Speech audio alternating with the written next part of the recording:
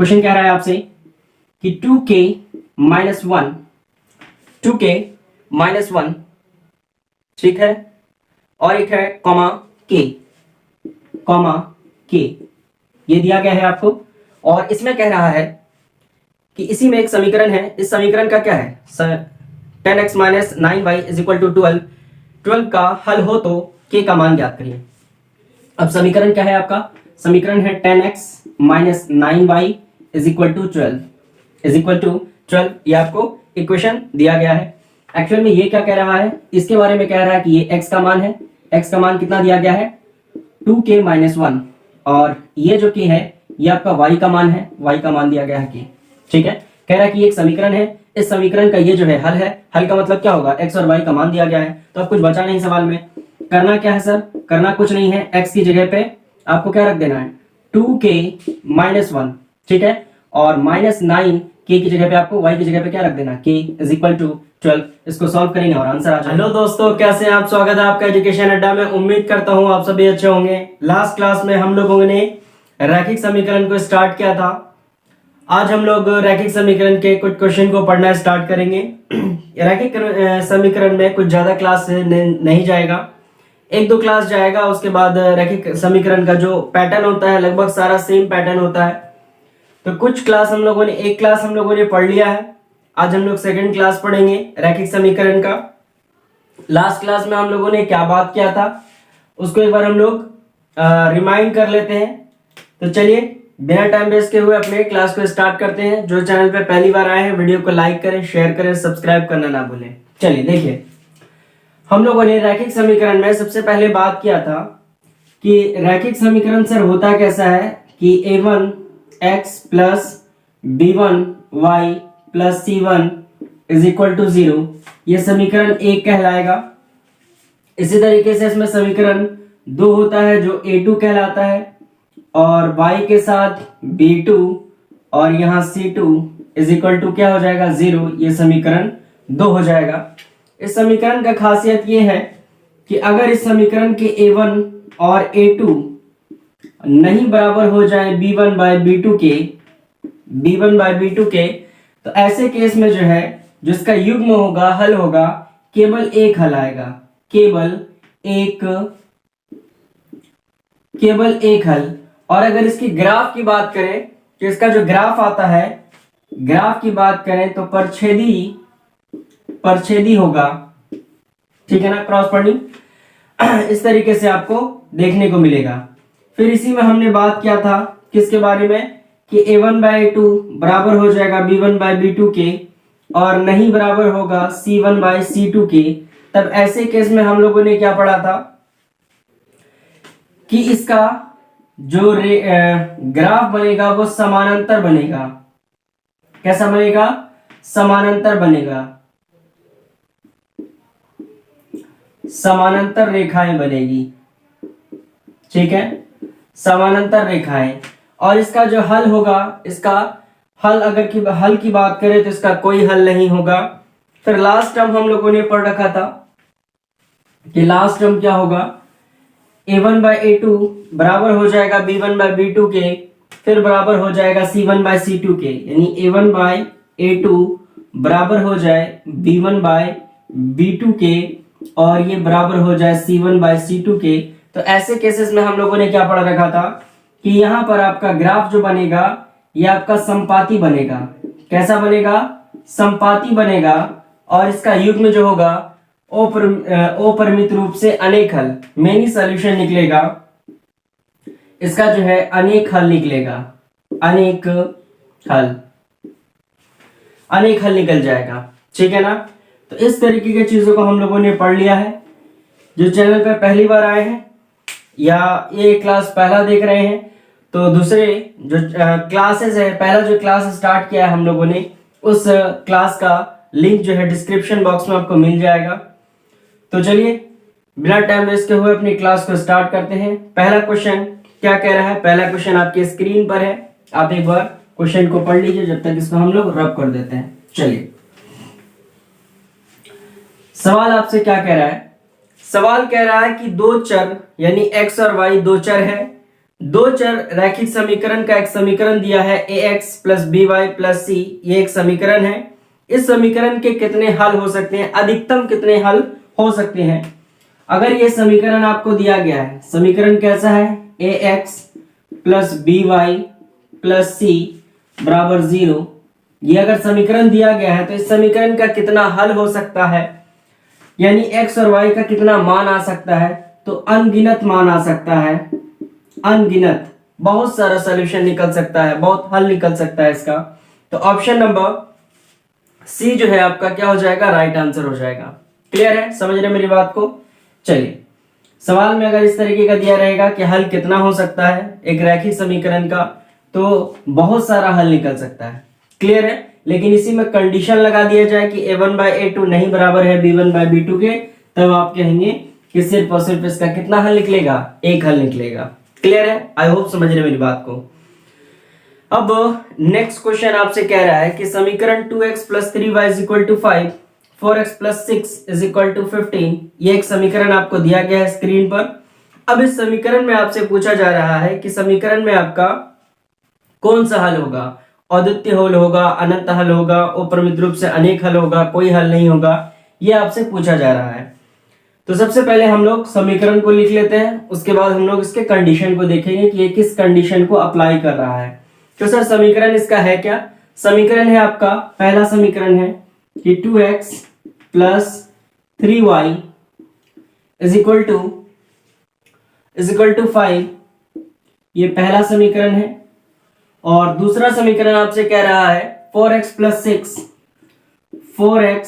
Plus 6y is equal to 15 है, शायद हाँ 15 है।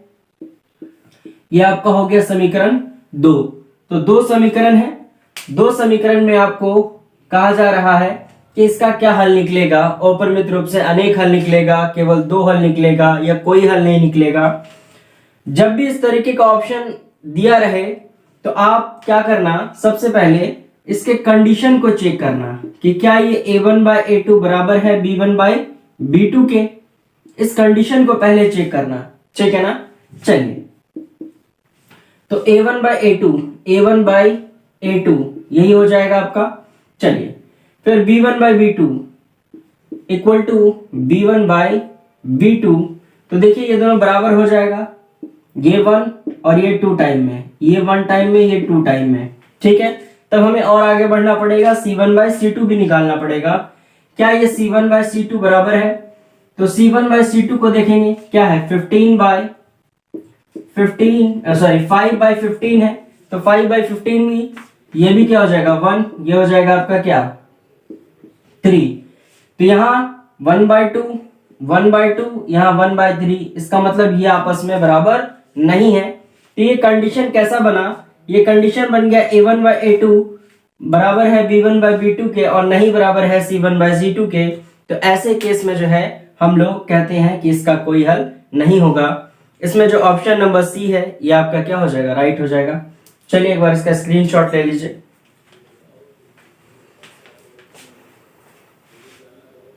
चलिए देखते हैं कि अगला सवाल आपसे क्या कह रहा है। सवाल आपके स्क्रीन पे है, एक बार सवाल पढ़ लीजिएगा। रैखिक समीकरण को आप जितना कम टाइम में बनाने की कोशिश करेंगे उतना ज्यादा अच्छा है। ये सब चैप्टर ना बहुत ज्यादा लंबा और लेंदी बनाने का जरूरत नहीं है ऑब्जेक्टिव में। ये सब चैप्टर में आप कम टाइम लीजिए, ताकि वैसे चैप्टर जो कि आपको शॉर्ट ट्रिक नहीं है जहां पे, है ना, वहां पे आप यहां से अगर टाइम आप चुराते हो तो आगे आप चैप्टर में टाइम दे पाओगे।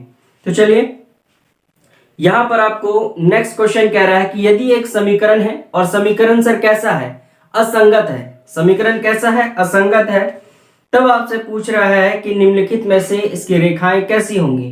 कैसा है, असंगत। युग्म आपका असंगत है, तो असंगत के लिए हमने क्या कंडीशन बताया था, असंगत के लिए कहा था कि a1 बाय a2 बराबर होगा b1 बाय b2 के, बट नहीं बराबर होगा किसके, c1 बाय c2 के। तो जब a1 बाय a2 बराबर हो b1 बाय b2 के और नहीं बराबर हो c1 बाय c2 के, तब इसका ग्राफ विधि जो बनता था वो कैसा बनता था? समानांतर बनता था। कैसा? समानांतर रेखाएं। तो क्या ऑप्शन में समानांतर रेखाएं हैं? तो यस सर, समानांतर रेखाएं ऑप्शन नंबर ए में ही आपको दिया गया है। ठीक है, तो ऐसे सब सवाल को आपको ज्यादा टाइम नहीं लगाना है, माइंड में ही कैलकुलेट करना है और टाइम बचाना है। आपको सवाल में ना हिंट्स खोजना है कि हिंट्स क्या दिया गया, और यहाँ हिंट्स दिया गया था कि सवाल युग्म कैसा है? असंगत है। तो असंगत का प्रॉपर्टी लगाइए कि असंगत कैसा कब हो सकता है? असंगत तब होगा सर कि जब a1 बाय a2 नहीं बराबर होगा, सॉरी a1 बाय a2 बराबर होगा b1 बाय b2 के और नहीं बराबर होगा c1 बाय c2 के। इसका मतलब, और ऐसे केस में ग्राफ कैसा बनता है? ऐसे केस में ग्राफ समानांतर बनता है। तो ये आपका क्या हो जाएगा? समानांतर हो जाएगा। क्लियर है? समझ रहे मेरी बात को? चलिए बढ़ते हैं हम लोग अगले सवाल की तरफ। अगला सवाल आपके स्क्रीन पे है। सवाल आप एक बार पढ़ लीजिए। सवाल आपसे क्या कह रहा है? सवाल कह रहा है कि दो समीकरण दिया गया है और दो समीकरण के हल बताने हैं आपको। इस तरीके का सवाल हमने लास्ट क्लास में बता चुके हैं, फिर आज हम बता देते हैं, हिंट्स कर देते हैं। जब भी ऐसा सवाल हो, ऐसे सवाल को आप सिर्फ और सिर्फ ऑप्शन से बनाएंगे। इसको किसी विधि से, ना तो प्रतिस्थापन से, ना तो विलोपन से, है ना तो बीजगुणनखंड विधि से, किसी विधि से बनाने की जरूरत नहीं है। एक्स बाय को हल करने का जरूरत नहीं है। जो आपका ऑप्शन दिया गया है उसी ऑप्शन के अकॉर्डिंग आपको सवाल बनाना है। तो सवाल आपके स्क्रीन पर भी है और मैं बोर्ड पर भी लिख रहा हूं, यहां भी आप देख सकते हैं। चलिए, सवाल कह रहा है कि 2x plus 3y is equal to 11। ये आपका पहला समीकरण है। और दूसरा समीकरण क्या है सर? समीकरण 2 क्या कह रहा है कि 2x minus 4 2x minus 4 is equal to minus 24। यह आपका समीकरण क्या है? दूसरा दिया गया है। दो समीकरण है। समीकरण को एक बार गौर से देख लीजिए। 2x plus 3y is equal to 11 और दूसरा समीकरण है 2x minus 4y is equal to minus 24। ये दो समीकरण दिया गया है। अब समीकरण दिया गया है और कुछ ऑप्शंस दिए गए हैं। ऐसे तो ऑप्शन आपके स्क्रीन पर है, बट हम यहां लिख देते हैं ताकि बनाने में आसानी हो, आपको समझने में भी आसानी हो। बार बार स्क्रीन के क्वेश्चन को मैच करने का जरूरत नहीं पड़ेगा। यहां से हम पहले ऑप्शन को लिख लेते हैं। ऑप्शन ए आपसे कह रहा है कि x is equal to 2 and y is equal to what? क्या है y is equal to? Sir y is equal to be आपका क्या है? 4 है। ठीक है, y is equal to be 4 है। ऑप्शन बी आपसे क्या कह रहा है? ऑप्शन बी कह रहा है -2 and y is equal to -5। ठीक है, एक बार कंफर्म कर लेते हैं। हाँ ठीक है। ऑप्शन सी कह रहा है 3 -3 और +1। ठीक है, इसको भी कंफर्म कर लेते हैं। हाँ चलिए, ये भी ठीक है। और ऑप्शन डी कह रहा है -5 और -2 और +5। -2 और +5 ये आपका ऑप्शन में दिया गया है। ठीक है, अब ये ऑप्शन है। ऑप्शन के अकॉर्डिंग इसको कैसे बनाएंगे? कोई भी एक समीकरण को आपको ले लेना है। जरूरी नहीं है कि दोनों समीकरण को ही लेना है, किसी भी एक समीकरण को ले लीजिए जो समीकरण आपको लग रहा है कि आसान है। करना क्या है, यहाँ x और y की वैल्यू दी गई है। इसी x और y की वैल्यू को यहाँ पुट करें। इसका मान अगर 11 के बराबर आ जाएगा तो समझ जाना है सर कि यही ऑप्शन आपका सही है। अगर ये आप संतुष्ट करेगा तो ये सही है, ये अगर ये करेगा तो ये सही है। चलिए ऑप्शन नंबर 1 से देखें और इसको माइंड में कैलकुलेट करना है, कॉपीज में लिखने की जरूरत नहीं है। पहला सर कि यहाँ 2 है और 2 क्या हो जाएगा? 4 हो जाएगा। और यहाँ 4 है, 4 चौके 16, 16 4 कितना हो गया? 20 हो गया। ये हो गया 2 और ऑप्शन में भी 2 है तो 2 कितना हो जाएगा? 4। और यहाँ हो जाएगा 4 तिया 12, तो 12 4 कितना होता है? 16, लेकिन हमें चाहिए 11। इसका मतलब ये ऑप्शन आपका क्या है? गलत है कि नहीं? फिर इसी तरीके से आप ये -2, ये हो जाएगा -4, दोनों गुना होके -4 और ये हो जाएगा 5 तिया 15, -15, तो -4 और -15 यहाँ पे हो जाएगा 19, लेकिन हमें चाहिए 11, तो ये भी ऑप्शन आपका क्या है? गलत है। अब आ जाइए 3 नंबर में, यानी सी नंबर में।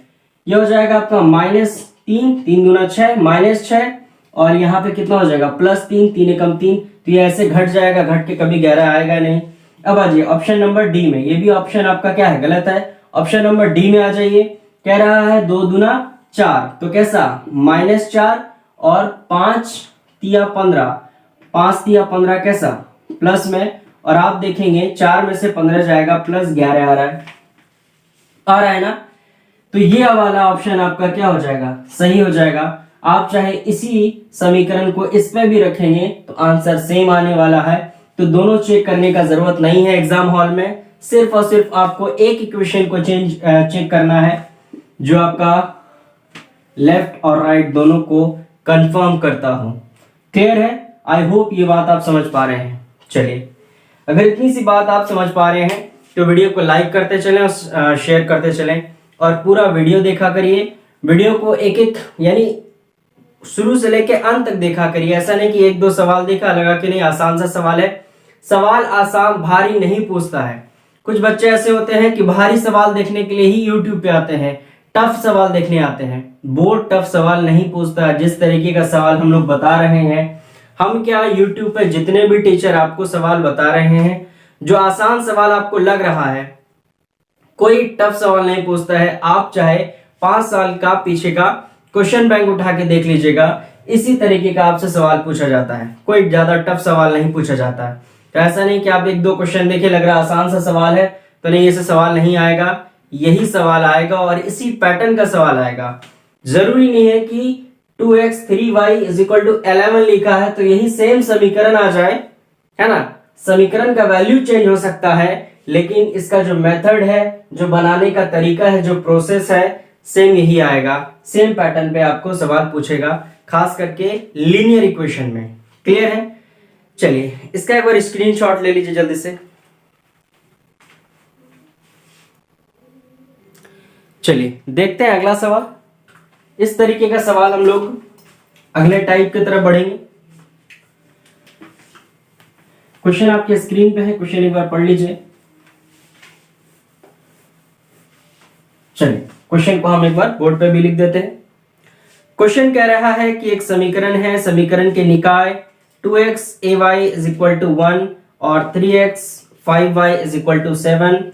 इसमें से एक चर आपको अचर दिया गया है, अचर a है। a के वैल्यू को आपको फाइंड करना है, लेकिन इस समीकरण में एक कंडीशन लगा दिया गया है। हमेशा रैखिक समीकरण में आपको कंडीशन लगा देगा। या तो कंडीशन होगा अद्वितीय हल, या तो कंडीशन होगा इसका ये जो रेखाएं हैं प्रतिच्छेदी हैं, या तो कंडीशन होगा अपरिमित रूप से अनेक हल है, या तो इसका कंडीशन होगा कि ये दो जो समीकरण है, समीकरण की जो रेखाएं हैं वो संपाती हैं। इस तरीके का आपको कंडीशन सवाल में दिया रहेगा और इसी कंडीशन को आपको पकड़ना है कि कंडीशन दिया क्या है, कंडीशन कौन सा कंडीशन आपको लगाया है, क्वेश्चन ने, बोर्ड ने कौन सा कंडीशन लगाया है, उसी कंडीशन को पकड़ते हुए, उसी पॉइंट को पकड़ते हुए हमको अपने सवाल तक जवाब तक पहुंचना है। तो चलिए सवाल एक बार लिख लेते हैं हम लोग, और स्क्रीन पे भी है, एक बार आप पढ़ लीजिए। सवाल है आपका 2x + ay, क्या है 2x + ay = 1। ये आपका इक्वेशन 1 है, ठीक है।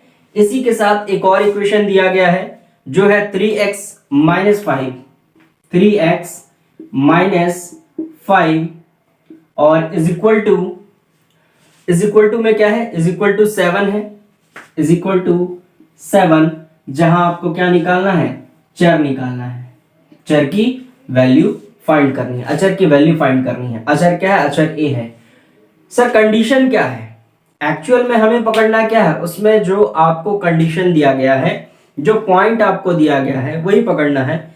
और यहां आपसे कह रहा है कि अद्वितीय हल है, तो अद्वितीय हल में क्या होना चाहिए सर, अद्वितीय हल में होना चाहिए कि a1/a2 नहीं बराबर होना चाहिए b1/b2 के। यही कंडीशन होना चाहिए अद्वितीय हल में। तो सर a1 क्या है, सर a1 2 है आपका, सर a2 क्या है आपका, a2 3 है। अब b1 क्या है, तो नहीं बराबर होना चाहिए। b1 क्या है, a और b2 क्या है, -5। -5। तो क्या हो जाना चाहिए, ए अपनी जगह पर रहेगा, जो नंबर लेफ्ट टू राइट भाग से किधर आ जाएगा, गुना में, तो 5 दूना 10 हो जाएगा, यानी ए की जो वैल्यू आ जाएगी -10/3, और ये नहीं बराबर है, तो ये नहीं बराबर का साइन भी लिखना है आपको। क्लियर है, समझ रहे मेरी बात को? ये गुना से इधर भाग में आ गया, 5 दूना 10 और 3 बटे में था तो बटे में ही रहेगा, और ये नॉट इक्वल टू का साइन जो है आपका वैसा ही रहेगा। क्लियर है? तो इस तरीके से आप चीजों को निकाल सकते हैं। 5 से 10 सेकंड बहुत हो गया सवालों में, या इस तरीके के सवाल में। चलिए जरा हट जाते हैं, हम एक बार स्क्रीनशॉट ले लीजिए आप इसका, तो हम लोग बढ़ेंगे अगले सवाल की तरफ। अगला सवाल कुछ इसी तरीके से है आपका। इसमें आपको थोड़ा लैंग्वेज से घुमाया गया है। लैंग्वेज क्या है वो देख लेते हैं। चलिए नेक्स्ट क्वेश्चन आपके स्क्रीन पर है, आप एक बार सवाल पढ़ लीजिए, उसके बाद हम लोग आगे बढ़ेंगे सवाल की तरफ। सवाल आपसे कह रहा है कि जब दो चर, कितने चर नहीं, एक और क्वेश्चन है, यदि रैखिक समीकरण के आलेख यानी ग्राफ के एक बिंदु पर काटे तो समीकरण निकाय निम्न में से किस प्रकार का होगा। सरकार ने आलेख जो है, ग्राफ जो है, किसी पॉइंट को एक पॉइंट जो है किसी एक जगह कट कर रहा है, ठीक है। तब आपसे पूछा जा रहा है कि इसका जो ग्राफ होगा ये कैसा होगा, ठीक है। ग्राफ नहीं, हल है, समीकरण के निम्न में किस प्रकार का होगा, किस प्रकार का ये बनेगा, ये आपसे पूछा जा रहा है। एक्चुअल में सवाल ये आपसे कह रहा है, थोड़ा हमने कंफ्यूज कर दिया आपको। सवाल ये कह रहा है कि एक ग्राफ है, ठीक है, इस ग्राफ में एक पॉइंट किसी टर्म्स को या किसी रेखा को एक जगह क्या कर रहा है, कट कर रहा है। क्या कर रहा है, कट कर रहा है किसी एक बिंदु पर, एक पॉइंट पर। तो कट जब करता है, दो रेखाएं आपस में जब प्रतिच्छेद होती है, परछेदी होती है, तो ऐसे कंडीशन में हम क्या कहते हैं, जब ग्राफ एक दूसरे को काटता है तो क्या कहलाएगा, परछेदी कहलाएगा। और परछेदी को ही हम लोग अवरोधी कहते हैं, परछेदी को ही हम लोग अभिरोधी कहते हैं। तो इसका जो ऑप्शन अभिरोधी है, यही इसका राइट आंसर हो जाएगा। बस एक बात याद रखना है यहाँ पर कि परछेदी को ही अवरोधी कहा जाता है। क्लियर है, समझ रहे मेरी बात? और यहाँ पे सवाल साफ साफ लिखा था कि बिंदु एक जगह क्या कर रहा है, काट रहा है, तो ये किस प्रकार का हल बनेगा। तो ये कट कर रहा है, कट तब करता है जब परछेदी होगा, परछेदी को ही हम लोग क्या कहते हैं, अभिरोधी कहते हैं। चलिए इसका ऑप्शन क्या है, ऑप्शन नंबर सी। इसका ऑप्शन क्या हो जाएगा, ऑप्शन नंबर सी हो जाएगा। क्लियर है, इतनी बस आसान सा सवाल है, बस लैंग्वेज को पकड़ना है, बनता चला जाएगा। चलिए नेक्स्ट क्वेश्चन आपकी स्क्रीन पर है। इसमें ज्यादा क्लास नहीं होगा, आज एक क्लास है और हो सकता है एक और क्लास हो तो हो, नहीं तो इसी क्लास को हम लोग लास्ट कर देंगे। मैं एक ही सवाल को कई बार रिपीट किया है और एक ही पैटर्न पे लगभग सारा सवाल है, दो चार पैटर्न है, उसी पे सारा सवाल आपको घुमा फिरा के पूछ रहा है, कंडीशन लगा रहा है कि उपरमित रूप से अनेक हल है या नहीं है, केवल एक हल है। इसी तरीके से पूछता चला जाएगा। जैसे एक सवाल आपसे कह रहा है कि जब दो चर वाले रैखिक समीकरण का आलेख समपाती हो, देखो कंडीशन लगाए ना यहाँ पर, कैसा हो कि दो चर वाला रैखिक समीकरण है और कैसा होगा, समपाती होगा। सर समपाती कैसा होता है, समपाती तभी होगा ना कि जब a1/a2 बराबर होगा b1/b2 के और बराबर होगा c1/c2 के। अब तुम ऑप्शन देखो, ऑप्शन क्या कह रहा है, ऑप्शन आपसे कह रहा है कि 1 2 3 अनेक हल। क्या बनना है, साफ साफ आपको मालूम है, क्लियर है कि ये जब इस तरीके का समीकरण, इस तरीके का कंडीशन होता है तो अपरिमित रूप से अनेक हल हो जाएगा। तो डी इसका क्या हो जाएगा, राइट आंसर हो जाएगा। आपको पेन कॉपी कलम कुछ छूने की जरूरत नहीं है, माइंड में ही आपके बस घूमना चाहिए, बातें याद रहना चाहिए कि कंडीशन में लिखा है समपाती है, समपाती कैसा होता है ऐसा, और इसका हल कैसा होगा, हल होगा अपरिमित रूप से अनेक हल। तो इसका अनगिनत जो लिखा है आपका डी नंबर, तो अनगिनत इसका क्या हो जाएगा, राइट आंसर हो जाएगा। क्लियर है, समझ रहे मेरी बात? चलिए इसी तरीके से एक और लास्ट क्वेश्चन हम आज की क्लास का रख लेते हैं, ठीक है। इस सब सवाल में ऐसे चैप्टर में आपको बहुत ज्यादा लिखने की भी जरूरत नहीं है, बस बात को याद रखना है। जो 3 कंडीशन हमने लिखा है ना, उस 3 कंडीशन को एकदम याद रखना अच्छे तरीके से। कि संपाती दिया है, अगर ग्राफ दिया है तो उसका युग्म कैसा होगा, युग्म दिया है तो ग्राफ कैसा होगा, है ना। जैसे हम कह दें कि केवल एक हल कह दें तो इसका हल कैसा होगा, सॉरी इसका ग्राफ कैसा होगा, तो परछेदी होगा। अगर हम कह दें कि संपाती है तो इसका युग्म कैसा होगा, तो संपाती है तो इसका युग्म औपरिमित रूप से अनेक हल होगा। अगर हम कह दें कि ग्राफ जो है इसका समानांतर है तो इसका युग्म क्या होगा, समीकरण का युग्म क्या होगा, तो इसका कोई हल नहीं हो जाएगा। बस इतना सा बात आपको याद रखना है मोटा मोटी। चलिए एक लास्ट सवाल है, इस सवाल को एक बार हम लोग सॉल्व करेंगे। चलिए क्वेश्चन आपके स्क्रीन पे है। क्वेश्चन कह रहा है आपसे कि 2k माइनस 1 ठीक है, और एक है कॉमा k, ये दिया गया है आपको। और इसमें कह रहा है कि इसी में एक समीकरण है, इस समीकरण का क्या है, 10x minus 9y is equal to 12 का हल हो तो k का मान ज्ञात करिए। अब समीकरण क्या है आपका, समीकरण है 10x minus 9y is equal to 12, ये आपको इक्वेशन दिया गया है।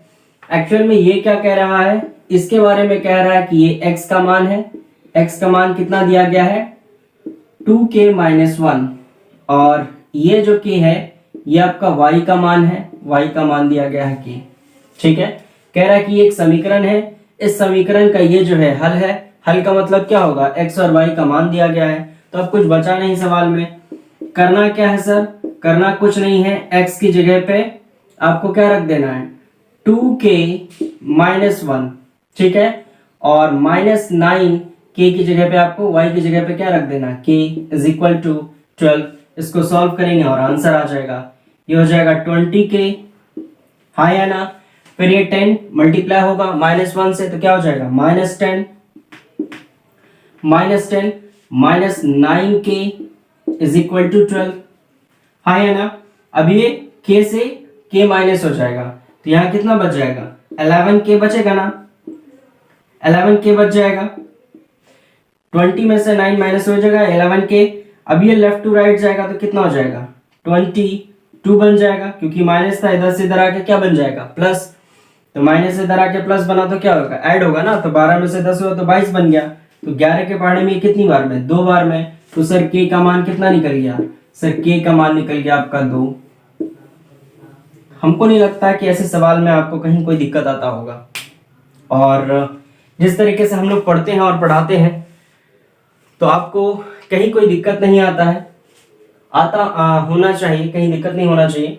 फिर भी अगर कहीं आपको कोई दिक्कत हो रहा है तो आप कमेंट बॉक्स में बता सकते हैं कि आपको कहाँ दिक्कत है, ठीक है। या मेरा ये व्हाट्सएप नंबर है, आप लोग डायरेक्ट मैसेज कर सकते हैं इस पे 8409381955, या इसको यहाँ से हटा देता है 8409381955, ये नंबर है। आप डायरेक्ट आप यहाँ मैसेज कर सकते हैं, जो भी आपका क्वेरीज होगा, जो भी आपका सवाल होगा, हम यहाँ पे आपको तुरंत मैसेज करके बता सकते हैं। चलिए आज का सेशन आपको कैसा लगा, लाइक करके बताइएगा, लाइक से पता चल जाएगा कि आपको वीडियो कैसा लगा। तो चलिए क्लास को आज यहीं पे एंड करते हैं। जो चैनल पर पहली बार आए हैं वीडियो को लाइक करें, शेयर करें और सब्सक्राइब करना ना भूलें। Thank you.